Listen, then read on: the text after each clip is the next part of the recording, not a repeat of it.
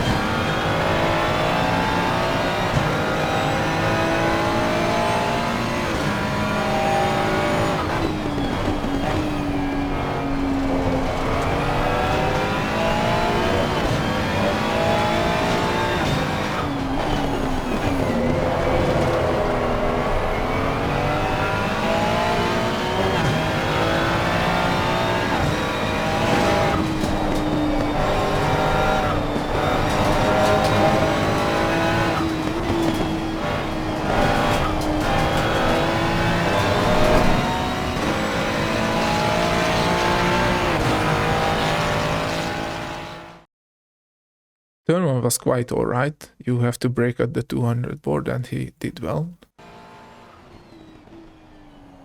This is a banked turn and it leads to the longest straight of the track, so we have to maximize the exit speed with carrying as much through as we can. The apex is a normal apex, you have to hit it at the halfway, you only have to watch out for this higher part because it upsets the car if you drive on it. At the exit, the track limits are very lenient, you just have to keep your right tires on the curb. Turn 2, 3 and 4 is very easy, you just have to avoid the curb to not activate the traction control. The bus stop is a very tough corner complex, you need a very stable setup here. The braking point is somewhere at this booth and he broke too early. Also, we will see he turned in too early. I slowed down the video a bit because we will see when he turns in, he corrects it immediately a bit because it was too much and he would hit the wall here. And still, even with this correction, he had too much curb because you want your left tires on the tarmac. Because when you turn right, the left tires are loaded and loaded tires are more sensitive to bumps. So in order to keep the stability, we want to keep it on the flat and smooth part. This turn-in is very hard with the Ferrari because it responds to the inputs very fast. And the whole situation is amplified because on Watkins Glen we need some high-speed aero oversteer, which is countered with some low-speed mechanical understeer. The bus stop is 4th gear all the way, also he did use too much of the curb here again, and too little at the last one. Turn 5 should be 4th all the way, he did slow down too much and get gear 4. Also he did not use all the exit available. The track limits are very lenient here, you basically just want to get the car back here to not hit the grass, but if you keep your right tires on the curb, then it will be fine. Also he had some overcorrection there. The braking 4-point turn 6 is here at this tarmac patch, and you want to brake in the straight line and only turn in during the corner because we want a late apex here. As you can see, he turned in too early, and instead of one late apex, he did a double apex here, which is not beneficial for this corner.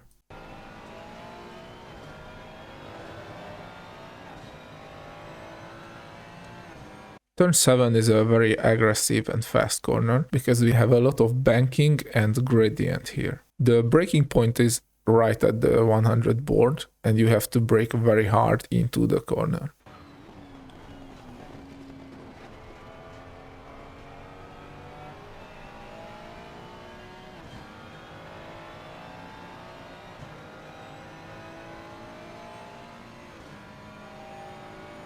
Turn 8 is our first real trail braking corner because there's not much on Watkins Glen.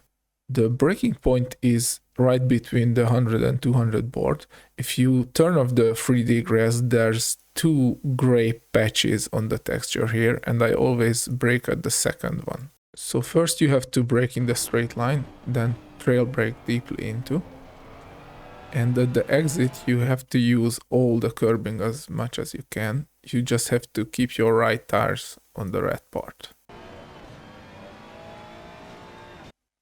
Turn 9 is a very unusual one because the short and the long track merges here and we have some off-banking at the exit, so we have a lot of oversteer there. You have to brake at the last AWS board or even a bit later and brake straight, then try to aim for a late apex due to that oversteer. He turned in too early and used too much of the curb, which you want to avoid because the inner part is very sharp, so you can lose some pressure. Also, it has even more negative banking.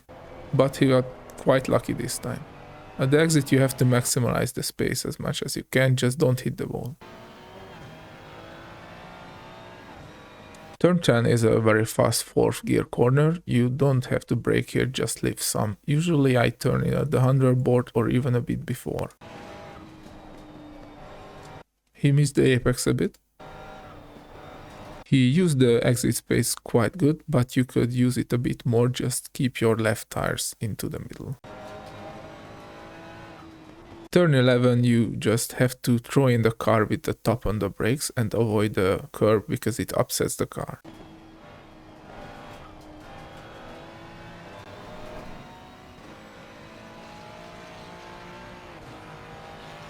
And that was our lap at Watkins Glen.